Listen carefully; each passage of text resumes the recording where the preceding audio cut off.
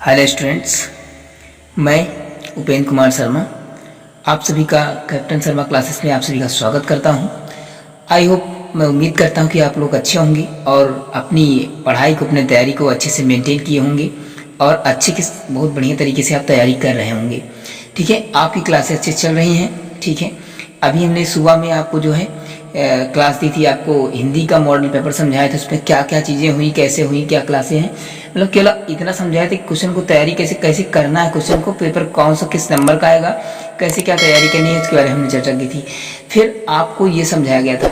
बाकी आपकी हिस्ट्री की क्लासें रेगुलर चल रही है हिस्ट्री की आपकी, जिसमें कि हिस्ट्री का आपका हिस्ट्री, क्योंकि 4 चीज़ें होती है हिस्ट्री में आपकी। ठीक है, हिस्ट्री, पॉलिटी, ज्योग्राफी और इकोनॉमी, आपकी 4 चीज़ें होती है। तो 4 हम पहले टॉपिक डिस्कस कर रहे हैं, हिस्ट्री।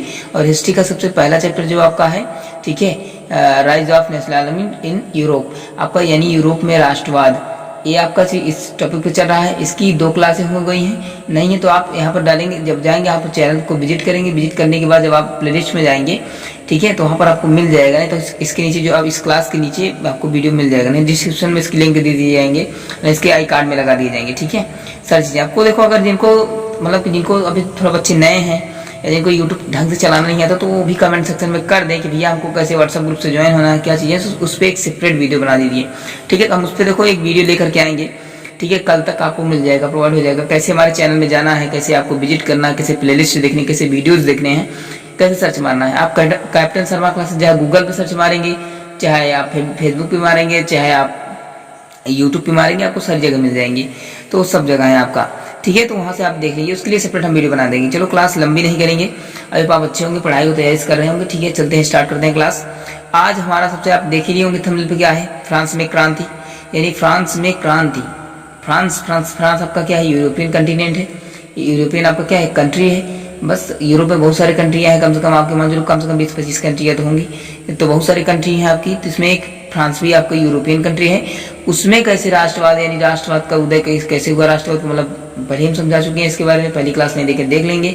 ठीक है, तो वहाँ पर बताया राष्ट्रवाद और क्रांति का मतलब संबंध सा, रिलेशन आपका सेम मिलता रहता है। तो आपकी टॉपिक क्या है इसमें, फ्रांस में क्रांति और राष्ट्रवाद का विचार, यानी वही चीज़ें हैं आपकी कहीं ना कहीं जाकर के फ्रांस में क्रांति।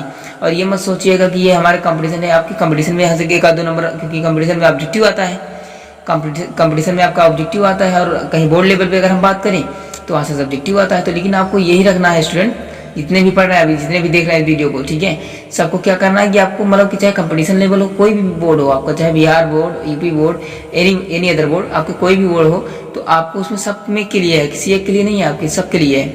ठीक है, तो सबके लिए ऑब्जेक्टिव क्वेश्चन भी बनते हैं आपके, यहाँ तक 1-2 नंबर आपके ऑब्जेक्टिव बनने हैं। चलो स्टार्ट करते हैं क्लास को। फ्रांस में क्रांति, देखो थोड़ा सा बुक से पढ़ेंगे, आपका एनसीईआरटी है आपका। ठीक है, तो एनसीईआरटी आपको ध्यान से पढ़ना, समझना है, बट इसको समझ के लिखना है आपको। ठीक है, आप चाहे तो आप नोट्स बना लें। देखो, नोट बनाने के लिए जो बोर्ड है उसको नहीं लिखना, टॉपिक को समझना है, टॉपिक को समझ करके खुद से स्वयं से हैंड डिजाइन बोलना हो। अब जो कॉलेज की तरह आपको पढ़ाई नहीं करनी। देखो भाई, इस चैनल पर हम कॉलेज की जैसा नहीं पढ़ाते, हम अपना खुद का एक्सपीरियंस शेयर करते हैं। हमको जो जैसा लगता है, जैसे हम काम किए हैं, जैसे हम काम हमको अच्छा लगता है कि हम आपको बेस्ट से बेस्ट दें, तो उतना देने का प्रयास करते हैं। आपको स्वयं सुनना है, टॉपिक समझनी है, और टॉपिक समझ करके फिर से पुनः नोट्स स्वयं को बनाना है। ठीक है, जब आप पढ़ करके एनालाइज करके अगर डेटा को सारा आप स्वयं से नोट्स बनाएंगे, तो उससे बेटर आपको कोई तैयार नहीं करवा सकता। याद रखना, इसलिए कैप्टन शर्मा क्लासेस सबसे हट के पढ़ाता है। आप देख लीजिएंगे कि सारी क्लासें आप देखेंगे, हमारी क्लासें, और देख लीजिए और सारी यूट्यूब पे बहुत सारे क्लासेस हैं। अगर आपको हमारी अच्छी लगती है तो हमारी देखिए, अगर आपको अच्छी नहीं लगती तो बहुत सारे ऐसे हमसे महान हमसे तेजस्वी, हमसे बहुत ज़्यादा ज्ञानी यूट्यूब पे पढ़े हुए हैं, बहुत सारे प्लेटफॉर्म पर जो पढ़ाते हैं, आप उनके यहाँ जाकर के पढ़ सकते हैं। लेकिन आपको हम जो कंटेंट देंगे शायद है कि आपको कहीं मिल सके। ठीक है, क्यों आप दावे के साथ क्यों कहते हैं, हम दावे के साथ कहते हैं कि हमें मेहनत करते हैं, हम अच्छे से अच्छा कंटेंट देने का प्रयास करते हैं, हम खुद से डेटा को एनालाइज करते हैं, तब आपके पास लेकर आते हैं। चलिए खैर छोड़िए, तो स्टार्ट करते हैं। फ्रांस में क्रांति, देखो फ्रांस में क्रांति कब हुई, क्रांति का मतलब ही बताएं कि अब जब भाई सिंपल सी बात है, वहाँ की जनता जागरूक होगी, पढ़े लिखे लोग होंगे, तो सब भी भाई सबके लिए जानकार होगा। हर कोई अपना, अभी आप लोग हैं अपना अधिकार को जान जाएंगे, तो सरकार से मांग करेंगे कि हमारा ये अधिकार है। जिसे आपको, आप मान लो राशन लेने जाते हैं, तो राशन में आपको दुकानदार क्या करता है, आपको सिंपल सी बात है, आपको 10 किलो मिलना चाहिए, आपको 8 किलो देता है। 2 किलो कटौती कर देता है अप्रत्यक्ष रूप से, आपको बताता नहीं कितना कटौती कर रहे हैं, लेकिन क्या करता है, बेईमानी चीटिंग कर जाता है। जब आप पढ़े लिखे हो जाएंगे, जान जाएंगे, सब कुछ जानकार हो जाएंगे, आप IAS PCS डॉक्टर इंजीनियर पढ़े लिखे हर चीज़ शिक्षित हो जाएंगे, तो आप तुरंत कहेंगे भाई ये मेरा 10 किलो पूरा दो, ये मेरा क्या है, हक है। ठीक है, तो अपने हक को क्या करेंगे, लड़ कर लेंगे, मांग लेंगे, छीन लेंगे। तो वही हुआ, जब कोई नहीं देगा तो क्या करेंगे, 10-15 लोग इकट्ठा शिक्षित होकर के जुटेंगे, एक आंदोलन रूप बनाएंगे। आप क्या करेंगे, धरना देंगे कि हमारा अधिकार हमको चाहिए। आप हाल फिलहाल में भी देखे होंगे जामिया इस्लामिया वहाँ जब हुआ था, बहुत सारे 3 तलाक के मुद्दे हुए, तो बहुत सारे लोग क्या हुए, सब लोग धरना प्रदर्शन रोडों पे आ जाते हैं, बसें जला देते हैं, फूंक देते हैं, ये सब अलग चीज़ें हैं चीज़ें। लेकिन हमारे कहने का मतलब है कि आंदोलन करने का मतलब ये है कि अपनी अधिकार मांग सकते हो आंदोलन के थ्रू। तो जब 4 लोग, 10 लोग, 15 लोग, 25 लोग, 50 लोग, मतलब कई गुट, एक छोटा सा संगठन जब आपका आंदोलन में खड़ा हो जाता है, जब सड़क पे आ जाते हैं कि हम अपने अधिकार को मांगने के लिए, तो यह की क्रांति होती है। अब देखो ये फ्रांस में क्रांति कब हुई, फ्रांस में क्रांति आपका राष्ट्रवाद की पहली अभिव्यक्ति 1789 ईस्वी में फ्रांस की क्रांति के साथ हुई। देखो राष्ट्र का सबसे पहला व्यक्ति, यानी राष्ट्र का सबसे पहली स्टार्ट जो होता है ना कि राष्ट्रवाद का सबसे पहले न्यू कहाँ जमाई गई, तो आपको जमाई गई सन 1789 ईस्वी में। ठीक है, जो कि फ्रांस की क्रांति के साथ स्टार्ट हुई। यानी कहीं ना कहीं अगर देखा जाए तो यूरोप में राष्ट्रवाद सबसे पहले कहाँ से स्टार्ट हुआ, फ्रांस से स्टार्ट हुआ। कब से स्टार्ट हुआ भैया, कहाँ से, फ्रांस से हुआ। अब फ्रांस में क्रांति कब से स्टार्ट हुई, अगर एक क्वेश्चन आएगा आपको फ्रांस से, ठीक क्या बात करेंगे हम, 1789 से। ये क्वेश्चन आपको मोस्ट इंपॉर्टेंट है, आपको याद रखना है। ठीक है, और फ्रांस में राष्ट्रवाद का मतलब कि अगर चरम पे कब था, तो बताए थे 1848 में, सर फ्रेडरिक सराउंड जो उसमें लीडर करता थे। इसके बारे में हम पहली क्लास में ही डिस्कस कर चुके हैं। आई होप आपको सब कुछ समझ में आ रहा होगा। 1 मिनट, चलिए ठीक है, बस आपको समझ में आ रहा होगा। ठीक है, चलिए तो बस पढ़ते रहिए, समझते रहिए। ठीक है, देखो आपका हुआ। ठीक है, जैसा कि आपको याद होगा कि सन 1787 फ्रांस ने एक ऐसा राज्य था जिसके संपूर्ण भूभाग पर क्या था, निरंकुश राज्य का अधिपत्य था। अब देखो इसको लिखना कैसे है, आप क्या लिखेंगे, ठीक है, राष्ट्रवाद का प्रारंभ जो है, राष्ट्रवाद का प्रारंभ फ्रांस की क्रांति सन 1789 ईस्वी में के साथ शुरुआत हुई। ठीक है, फ्रांस के संपूर्ण हिस्से पर एक निरंकुश राज्य का अधिपत्य था, यानी अधिकार था। ठीक है, निरंकुश राजा का मतलब समझते हैं, निरंकुशवाद का मतलब जिस पर क्या किया, अंकुश न लगाया जाए, क्या हो, जिसपे या जनता द्वारा किसी विशेष व्यक्तियों द्वारा क्या हो, अंकुश न लगाया जाए, मनमानी राज करे, मन हो तो जनता को खाने पीने के सामान मुहैया कराए, मन कहे ना कराए, मन कहे कुछ भी करे, तो ये है निरंकुश राजा। मतलब मन चाहा जो मर्जी चाहे सो करे, उसके पक्ष में ना कोई बोलने वाला, ना कोई सुनने वाला, ना उसको कुछ कहने वाला, क्या कर रहे हो क्या नहीं कर रहे हो कुछ मतलब नहीं है, वो जैसा चाहे वैसा चलाए। तो ये होता भी आपका निरंकुश राजा का अधिपत्य। यानी कहीं ना कहीं जाकर के जब क्रांति स्टार्ट हुई तब पूरे संपूर्ण यूरोप की अगर बात करें, क्योंकि आप फ्रांस सबसे लगभग लंबा हिस्सा है आपका, तो संपूर्ण फ्रांस जितना भी फ्रांस पूरा एरिया जितना था फ्रांस का, उस पर किसका अधिकार था, निरंकुश राजा का। ठीक है, फ्रांस क्रांति जो राजनीतिक और संवैधानिक बदलाव हुए उसमें प्रतिसंबंध संबंधी कर के फ्रांसीसी नागरिकों के समूह में हस्तांतरित हो गई। अब देखिए, यानी कहीं ना कहीं जो आपकी फ्रांसीसी क्रांति थी, ये सिंपल से पढ़े लिखे लोग थे, सब लोग इकट्ठा हो गए आपके। ठीक है, तो एक राजतंत्र के रूप में एक समूह बना लिए। देखो यही कह रहा है ना आपका, क्या उनमें प्रभु सत्ता राजतंत्र से निकलकर फ्रांसीसी नागरिकों के समूह में हस्तांतरित हो गई। यानी जितने लोग थे उस निरंकुश राजा के यहाँ काम करते थे, सब लोग क्या हुए, जब पढ़े लिखे जागरूक हो गए तो सारी चीजें लेकर के क्या किए कि अपने ऊपर हस्तांतरित हो गए। मतलब एक गठन, एक संगठन बना लिए, कि एक ऑर्गेनाइजेशन बना लिए, एक गठन अब आंदोलन करने के लिए बना लिए। क्रांति ने घोषणा की कि अब लोगों द्वारा राष्ट्र का गठन होगा और उसकी नीति तय करेगा। यानी अब उसमें जो समूह बना, जो का एक छोटा सा गुट बना, उस गुट के लोगों ने जिसमें क्योंकि गुट बना तो सिंपल सी बात है, उसमें क्या होंगे, कुछ अध्यक्ष के रूप में होंगे, कुछ लीडर होंगे। तो उनमें से कुछ लीडर जो मतलब गिने चुने जो पढ़े लिखे टाइप लोग के टाइप थे, तो उन्होंने क्या कहा कि नहीं, इसमें चाहिए अब जो हमारे फ्रांस की क्रांति का जो एक गठन बनेगा, एक राष्ट्र हमारा, एक देश हमारा बनेगा, उस पर सबका सब उसमें काम कौन करेगा, उसकी नीति कौन तय करेगा, ये जो हमारा संगठन, जो हमारा छोटा सा गुट बना हुआ है, ये तय करेगा। राइट ना, आई होप समझ में आ रहा होगा अच्छे से। ठीक है, अब क्लास से आपको अच्छे समझ में आएगी। वो बेसिक क्लास थी, थोड़ा सा लेक्चर ज़्यादा देना पड़ता था, अब आपको पॉइंट टू पॉइंट डिस्कस करेंगे। प्रारंभ से ही फ्रांसीसी क्रांतियों ने एक ऐसे कदम उठाए जिसमें से फ्रांसीसी लोगों में एक सामूहिक पहचान की भावना पैदा हो गई। यानी जो वहाँ के लीडर थे, जो गठन के उस गुट के क्या थे, लीडर थे, तो उन लोगों ने मतलब कि इतना मेहनत की, सब लोग को जनता को जोड़ने का प्रयास किया जो है, ताकि जनता हमारी क्या, क्योंकि भाई देखो कोई भी आंदोलन हो, कोई भी गठन हो, तभी तक संभव हो पाता है जब तक कि क्या होता है, सबका साथ होना चाहिए। अब जैसे क्या है, कैप्टन शर्मा क्लासेस आपका आगे तभी बढ़ पाएगा जब आप लोग का क्या होगा, सहयोग होगा। ठीक है, ये इस परिवार को क्या करना है, एकदम बेहतर से बेहतर बनाना है।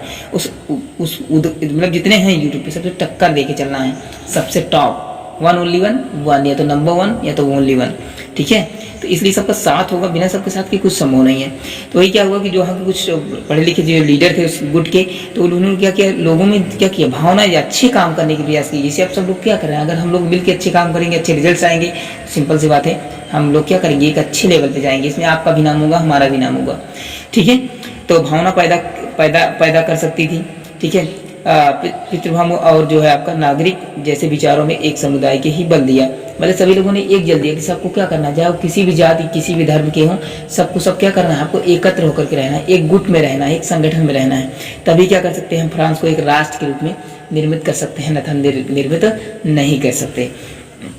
हुआ, ठीक है, समझ में आ रही चीजें। ठीक है, समान अधिकार, ताकि संविधान के अंतर्गत समान अधिकार प्राप्त हो, जितने भी वहाँ पर, क्योंकि देखो सब लोग इकट्ठा हो जाएंगे, सब लोग क्रांतियां करेंगे, राष्ट्र में एक राष्ट्र हो जाएगा, तो क्या होगा, सभी को बराबर सम्मान मिलेगा, सभी को बराबर अधिकार मिलेगा, ताकि हर कोई, जब देखो देश तभी बढ़ेगा आगे जब क्या होगी, वहाँ की सारी युवा पीढ़ी, सारी जनता आगे बढ़ेगी तब।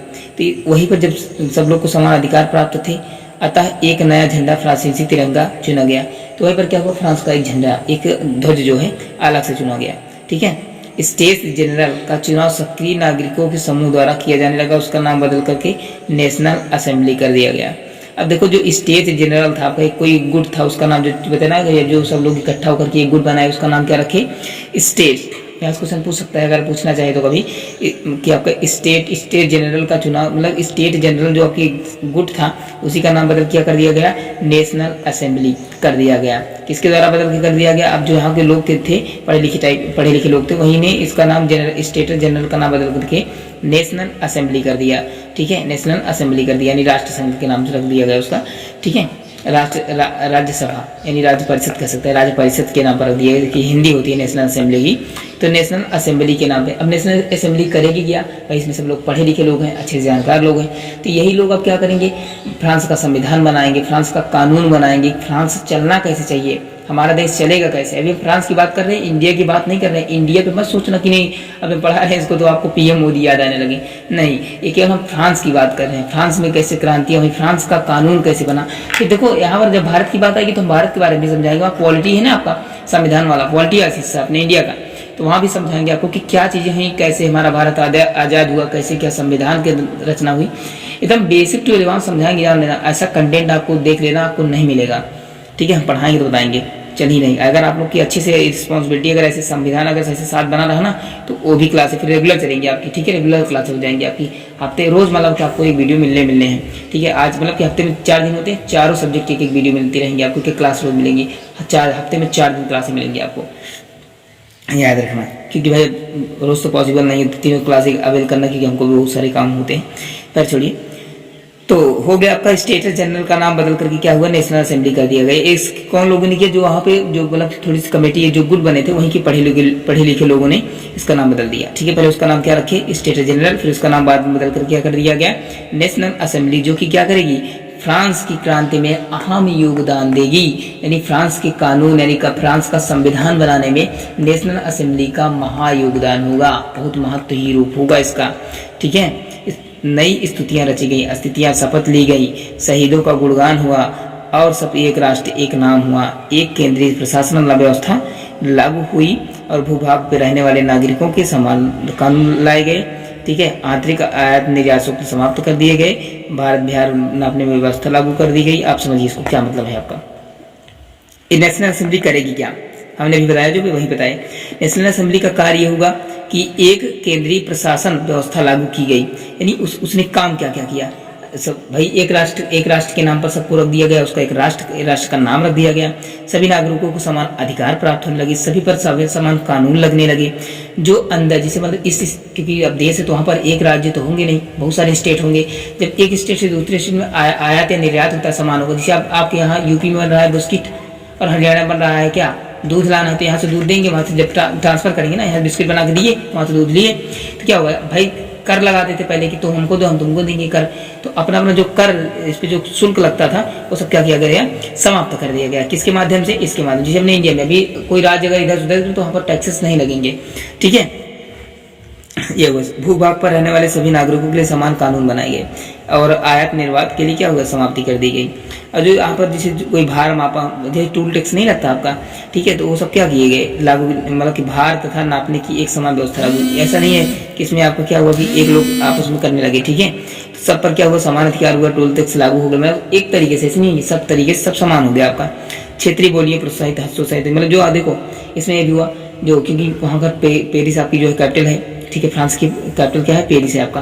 तो पेरिस में फ्रांस में फ्रेंच भाषा ज़्यादा बोली जाती है, तो वहाँ तो बोली गई। लेकिन वहाँ पर और जो क्षेत्रीय भाषा, जो ग्रामीणों में थोड़ी बहुत अलग अलग भाषाएं बोली जाती हैं, उनका भी क्या हुआ, उनको भी शामिल कर दिया गया और उन पर भी बल दिया गया कि ये भी व्यक्ति, जैसे कोई अगर मान लो ग्रामीण से है तो वो भी सिंपल सी बात है बोल सकता है, इसमें किसी की कोई रोक नहीं होगी। अपने इंडिया में क्या, अपने इंडिया में हिंदी के लिए बोली जाती है पूरे भारत में नहीं। दक्षिण भारत में अगर बात करें तो वहाँ पर अंग्रेजी बोली जाती है पूरी, और उत्तर भारत बोले तो हिंदी बोली जाती है, उर्दू भी बोली जाती है, संस्कृत भी बोली जाती है, बहुत सारी भाषाएं हैं तो बोली जाती है। मराठी, कन्नड़, आपका सब जानते, बिहारी भोजपुरी भी बोली जाती है। तो सबका अपना अपना क्या है, महत्व है। लेकिन इसमें कोई कुछ भी बोले, कोई मतलब कि ऐसी बात नहीं, जिसकी जहाँ की जो क्षेत्रीय भाषा है वो अपना बोल सकते हैं, कोई आपको रोकेगा नहीं, ठीक है। आप देखिए आगे चलिए। क्लासें 25 मिनट से आपकी ज़्यादा नहीं होंगी, ठीक है, आपको लंबी क्लासें नहीं मिलेगी, छोटी छोटी टॉपिक लेकर करेंगे, समझाना है बस केवल हमारा काम। क्रांतिकारियों ने यह घोषणा कर दी कि फ्रांस राष्ट्र का यह भाग्य है और लक्ष्य था कि यूरोप लोगों को निरंकुश शासकों से मुक्त रहे। देखो जो क्रांतिकारी थे ना, जो गुट बनाए, जो वहाँ के पढ़े लिखे लोग थे, क्रांतिकारी उनका नाम दे दिया गया। तो ठीक है, जो क्रांतिकारियों में जो क्रांति को सफल बनाने में क्या किए, अपना योगदान दिया, उन्हें क्रांतिकारी कहा गया।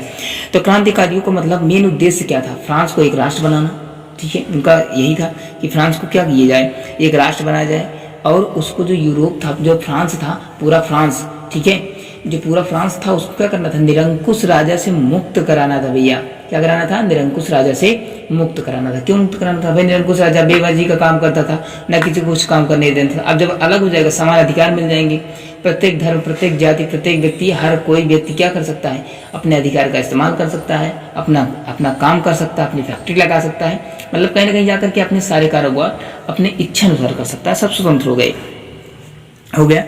शब्दों में अगर हम बात करें तो फ्रांस यूरोप के अन्य लोगों को राष्ट्रीय गति में मदद होगी, ठीक है। फ्रांस घटनाओं की खबर यूरोप के शहरों में पहुंची तो छात्र शिक्षित में सभी लोग क्या हो गए, सबको अच्छे से प्रोत्साहन हुआ, सब लोग अच्छे से जानकार हो गए, सारी चीजें हो गई। 1990 के दशक क्या हुआ, 1980 में 1989 में आपकी क्रांति स्टार्ट हुई, एक साल बाद चला, अच्छा बन गया। 1990 के दशक हॉलैंड, बेल्जियम, स्विट्जरलैंड, इटली के बड़े बड़े इलाकों में घुसी। क्रांतिकारी युद्धों के शुरू होने के साथ ही साथ फ्रांसीसी सेनाओं ने राष्ट्रवाद के विचार पर विदेश में ले जाने लगी।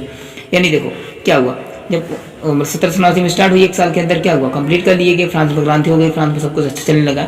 तो उसके और सारे देश, हॉलैंड, बेल्जियम, स्विट्जरलैंड, ये सब यूरोप की कंट्री हैं। तो यहाँ पर ये क्रांतिकारी क्या हो गए, फैलते चले गए, सबको आज़ाद करते चले गए। वहाँ के जो लोग थे क्या भाई नहीं, हमारे यहाँ भी आओ, हम लोग की भी मदद करो, हमको भी जागरूक करो, कैसे आपने अपने देश में क्रांति लाई। तो उसी प्रकार क्या हुआ, फिर अलग अलग कंट्री में छोटी छोटी कंट्रियाँ हैं, तो वहाँ ये लोग जाकर के विचार प्रसार करने लगे और वहाँ के लोगों को जागरूक करने लगे, और उन देशों में भी क्या हुआ, क्रांतियों का माहौल बना दिया और सब लोग क्या हुए। देखो क्रांति करना इंपॉर्टेंट, मतलब कहीं कहीं जाकर गलत चीजें नहीं है। क्रांति का मतलब एक धरना प्रदर्शन करना, अपने अधिकार के लिए लड़ना ही सबसे अच्छी चीजें हैं, तो लड़ो, ठीक है, अच्छी बात है।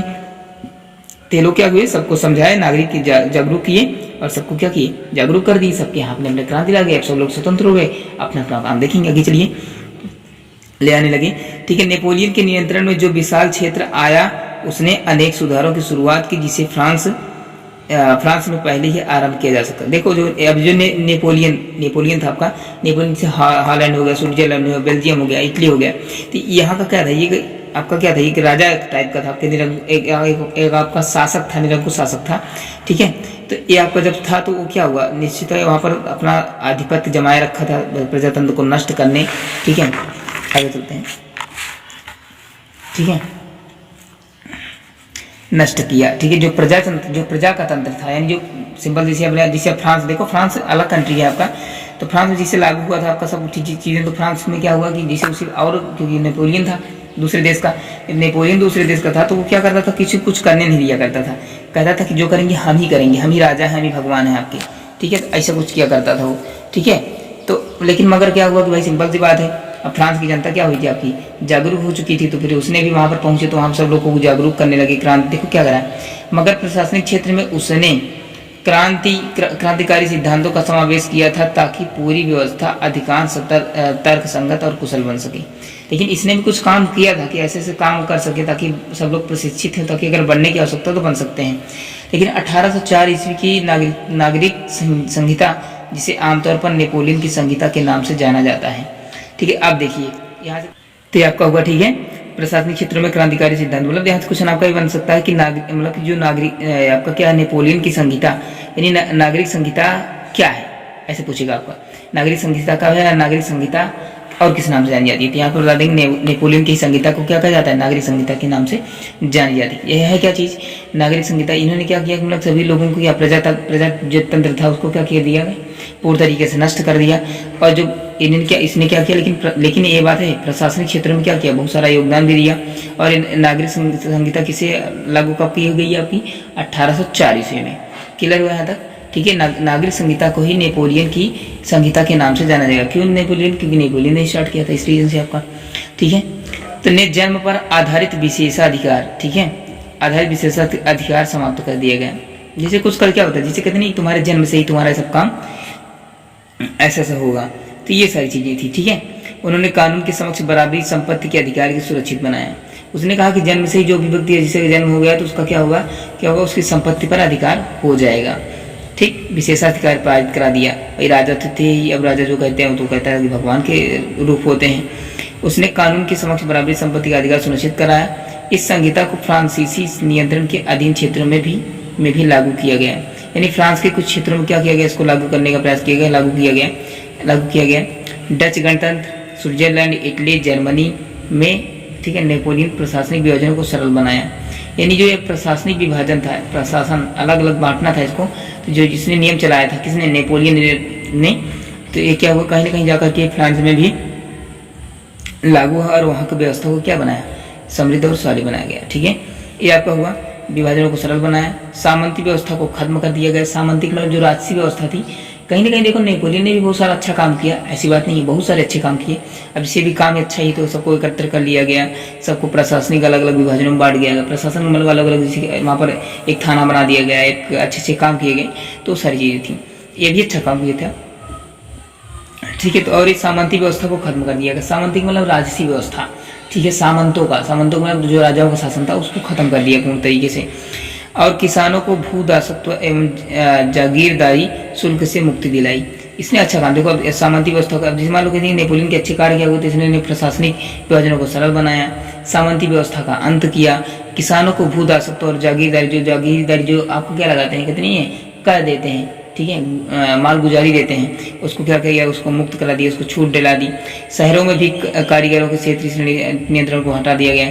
जो शहर में जो लोग रहते थे, कारीगर रहते थे, उन पे भी टैक्स लगते थे, उसको भी हटवा दिया गया, ठीक है। यातायात और संचार व्यवस्थाओं को सुधारा गया। किसानों, कारीगरों, मजदूरों और नए उद्योगपतियों में नई मतलब सभी को जो है नई मिली आज़ादी चखाई। क्या किया, जितने भी किसान थे, मजदूर थे, कारीगर थे, जितने भी लोग थे, जैसे शहरीकरण की बात करें, चाहे हम ग्रामीणों की ओर की बात करें, सभी को काफ़ी हद तक छूट इसने जो है दिलाई, ठीक है। सबको अच्छी सी व्यवस्था दी, जो है संचार यानी कम्युनिकेशन, यातायात, परिवहन, आपका मतलब कि बसें चलना, ये सब हुआ, और जैसे नेटवर्क हुआ, सब सारी चीज़ें सुविधा को मुहैया कराया। उद्योगपति और खास तौर पर सामान बनाने वाले लघु उद्योगों को यह समझने लगे कि एक समान कानून, ठीक, मतलब जितने भी वहाँ पर उद्योगपति थे, जो खास तौर पे जो सामान बनाते थे, जो छोटा छोटा उत्पाद बनाते थे, कोई रेहड़ी लगाता है आपका, कोई छोटी छोटी कंपनी, कोई खिलौने बनाने वाली कंपनियां हैं, तो उन सबको का एक समान कानून, ठीक है, एक समान कानून मानक भार और नाप और राष्ट्रीय मुद्रा के एक इलाके से दूसरे इलाके में वस्तुओं की पूंजी पर आवागमन में सहूलियत होगी। यानी जितने छोटे छोटे व्यापारी थे, जितने क्या थे, उद्योगपति थे, पूंजीपति थे। ये सब जो भी फैक्ट्रियों में जो सामान बन रहा है एक स्थान से दूसरे स्थान तक क्या करते हैं, जब ट्रांसफर करेंगे तो आवागमन में क्या किया, बहुत सहूलियत दी गई। वही यातायात स्टार्ट हो गए, सब चीज़ें सड़कें बनने लगी, तो अब सबको लाने जाने में क्या होगा, आसानी होगी और वहाँ से सारी चीज़ें सुविधा भी मुहैया कराई गई। ठीक है, वस्तुओं में आवागमन में क्या मिली, सहूलियत मिलने लगी। लेकिन जीते हुए इलाकों में स्थानीय, ठीक है, लेकिन जीते हुए इलाकों में स्थानीय लोगों को फ्रांसीसी शासन के प्रति मिली जुली प्रतिक्रियाएं थी। यानी देखो कहीं कहीं जो स्थानीय जो मतलब जो क्षेत्रों में रहते थे आपके, जो ग्रामीण एरिया के थे, उनको क्या था, थोड़ा सा दिक्कत हो रही थी। इससे क्या हुआ कि फ्रांसीसी शासक जरूर है लेकिन इस पर प्रतिक्रियाएं ज़्यादा थी कि ऐसा कर रहा है, ऐसा कर रहा है, ये सारी चीज़ें थी। ठीक है, शुरुआत में अनेक स्थानों जैसे हॉलैंड हो गया, स्विट्जरलैंड हो गया, एक साथ कई शहरों में जैसे ब्रुसेल्स, मेज, मिलान, वार्सा में फ्रांसीसी सेनाओं का स्वतंत्रता का तोहफा देने वाली एक तरह का स्वागत किया गया। स्वतंत्रता का तोहफा देने वालों की तरह स्वागत किया गया, मतलब सभी जितनी फ्रांस की जितनी सेना थी सब क्या किया गया, तोहफा दिया गया, स्वागत किया गया उनको तोहफे के रूप में। मगर यह शुरुआती उत्साह शीघ्र ही दुश्मनी में बदल गया। अब देखो भाई सिंपल जो है, तोहफा वोफा दिया गया, सब चीज़ सारी चीज़ें, जो भी क्रांतिकारी थे जिनको फ्रांस में फोर्स में नियुक्त कर लिया गया था उन्हीं को तोहफा दिया गया, लेकिन बहुत ज़्यादा दिन चला नहीं, खुशी नहीं थी। थोड़ी दिन बाद क्या हुआ, दुश्मनी उत्पन्न हो गई। क्या कह रहा है, यही दुश्मनी में बदल गया। जब यह साफ होने लगा कि यह नई प्रशासनिक व्यवस्थाएं राजनीतिक स्वतंत्रता के अनुरूप नहीं थी, बढ़े हुए कर, सेंसरशिप और बाकी यूरोप को जीतने के लिए फ्रेंच सेना में जबरन भर्ती से हो रहे नुकसान प्रशासनिक परिवर्तनों से मिले फायदों से कहीं ज़्यादा नजर आने लगा। यानी देखो अब जो भाई दुश्मनी कब हुई, जब नेपोलियन ने काम अच्छे किए, सब कुछ अच्छा किया, लेकिन आगे चल के क्या हुआ, ये लोग धोखा देने लगे लोगों को। क्या बना कि नहीं ऐसा हुआ, कहते कुछ और थे, करते कुछ और थे। यूरोप को कब्जियाना चाहते थे ये कि हमारा एक राष्ट्र हो जाए हम, ठीक है। तो ये नेपोलियन बोनापार्ट थे इनका पूरा नाम है। तो ये क्या, ये कब्जाना चाहते थे, लेकिन फिर जब जनता जागरूक भाई थी, पढ़े लोग थे, लिखे थे, वहाँ पे कुछ लोग जो वहाँ पर क्रांतिकारी लोग थे, जो सेना में भर्ती हुए थे, सेना एक गुट बनाए थे, उन्होंने कहा नहीं ऐसा नहीं करने देंगे आपको, ठीक है। तो उसी क्या हुआ, दुश्मनी में बदल गया। अब आपका यहीं से क्या हुआ, क्रांति, झगड़ा, लड़ाई स्टार्ट होने, युद्ध हुए आपके बहुत सारे हुए। बाकी चीज़ें आपकी फ्रांस की क्रांति यहीं तक है आपकी, ठीक है, आपकी टॉपिक यहीं तक है। तो आपका आई होप ये सब जो हम अभी तक समझाया आपको समझ में आया होगा, टॉपिक समझ में आई होगी, अच्छी चीज़ें हैं। अगर अच्छी आई समझ में आई तो क्या कीजिएगा, वीडियो को लाइक कर दीजिएगा दोस्तों। और नहीं लाइक कर सकते हैं आप तो सिंपल से करेंगे क्या, कम से कम कमेंट तो कर सकते हो, कमेंट कर दिया करो। इसमें आपको पैसा नहीं कटेगा, ना कि आपके अकाउंट से पैसा कट जाएगा, ऐसे कि मत डरा करो, ठीक है। बस सिंपल सी बात है, मेहनत करिए, पढ़ते रहिए, हम भी मेहनत कर रहे हैं आपके साथ और आप भी लगे रहिए हमारे साथ। बस अगर दोनों लोग की रहेगी बात तो बन जाएगी क्या, वही वाली बात कर जाएंगे हम, यूपी बोर्ड टॉप, ठीक है। हम नहीं करेंगे, हम तो कर चुके हैं जो करना था, अब आपको ही बनाना चाहते हैं हम भी खास, ठीक है। बस बने रहिए हमारे साथ, ठीक है, बस बने रहिए हमारे साथ, जीत हमारी होगी, ठीक है। अगर बस आप अगर नोटिफिकेशन चाहते हैं तो क्या करें, चैनल को सब्सक्राइब कर लें जाते जाते और बेल आइकन को प्रेस कर लीजिएगा, ठीक है। मजे में पढ़िए, खुश रहिए, मुस्कुराते रहिए, ठीक है। बाकी हम यहाँ हैं, आप अपने घर पर रहिए, सिक्योर रहिए, ठीक है। बाकी हम आपके साथ हैं हमेशा, एनी टाइम। अगर व्हाट्सएप ग्रुप पे अभी तक आपने नहीं जुड़ा है तो क्या करें, उसको भी कमेंट सेक्शन में कहाँ लिंक मिल जाएगी आपको, कहाँ कमेंट बॉक्स में, या नहीं तो डिस्क्रिप्शन में मिल जाएगी, वहाँ से जाकर के क्या करेंगे, जुड़ जाएंगे। अब इससे फायदा आपका क्या होगा, फायदा आपका यही होगा, क्या होगा, फायदा यही होगा कि आपको क्या मिलेगा, आप डाउट पूछ सकते हैं, एवरीबॉडी पूछ सकता है, नहीं हर कोई पूछ सकता है और हर किसी सब्जेक्ट का डाउट पूछ सकता है। अब क्या आप हर सब्जेक्ट के डाउट देंगे, बिल्कुल सब, हिंदी, अंग्रेजी, science, physics, chemistry, math, bio, सबके डाउट देंगे हम आपको, सबके डाउट। हो सकता है तुरंत न दे सकें, थोड़ा दिक्कत होगी, कहीं खाली न रहे, टाइम न रहे, तो आपको लेकिन डाउट मिल जाएंगे, ठीक है। हम आपके भाई समान हैं, आप हमारे बहन भाई मित्र मेरे छात्रों के समान हैं, मेरे भाइयों के समान हैं। आप सभी की मदद करना ही हमारा क्या है, परम धर्म समझते हैं। चलिए फिर मिलते हैं नेक्स्ट क्लास में। क्लास अच्छी लगी है तो लाइक करिएगा जरूर, और कमेंट बॉक्स में जरूर करिए, लाइक करना चाहे ना करना, लेकिन कमेंट सेक्शन में बताना जरूर, कमेंट जरूर किया करो, जितने लोग देखते हो कमेंट जरूर किया करो। अब हाँ कोशिश किया करो क्लास पूरी सुना करो, इस पर देखो मत, पर इसे तो हम रीड करा देते हैं, समझा देते हैं लाइन टू लाइन, लेकिन कोशिश किया करो कि सुना करो। जो हम बोलते हैं ना यही चीज़ आपको करना एग्जाम में लिखनी है, यही जो हम बोलते हैं यही समझना और ये लिखना है आपको, बस केवल इतना समझा करो बस। देखो सरल तरीके, क्योंकि एनसीईआरटी थोड़ा सा भाषा के अलग है, हम जब समझा देते ना आपको क्या होता है, सरल हो जाता होगा, तो समझ में आएंगे आपको। जो हम यहाँ पर पढ़ाते हैं ना, आपको क्वेश्चन बताते, क्वेश्चन ऐसे पूछेगा तो वहाँ से आप देख लीजिएगा, ठीक है। सुना करो, वीडियो को पूरा सुना करो, यानी पूरा देखा करो, तब आपको हर चीज़ समझ में आएगी। अगर तो आधा 2 मिनट देखे पा गए तो ये मज़ा नहीं आएगा, ठीक है। तो वीडियो पूरा देखिए, बने हैं, ठीक है। चलिए फिर चलते हैं, अपना ख्याल रखना और पढ़ाई जम के करिए, हर सब्जेक्ट पे फोकस करिए, टाइम टेबल बना दीजिए। हाँ, और आप जुड़ना कैसे चैनल के साथ वो हम सारी चीज़ें एक वीडियो में सेपरेट बता देंगे। चलिए मिलते हैं फिर नेक्स्ट वीडियो में, तब तक के लिए जय हिंद, अपना ख्याल रखना। जय हिंद, वंदे मातरम।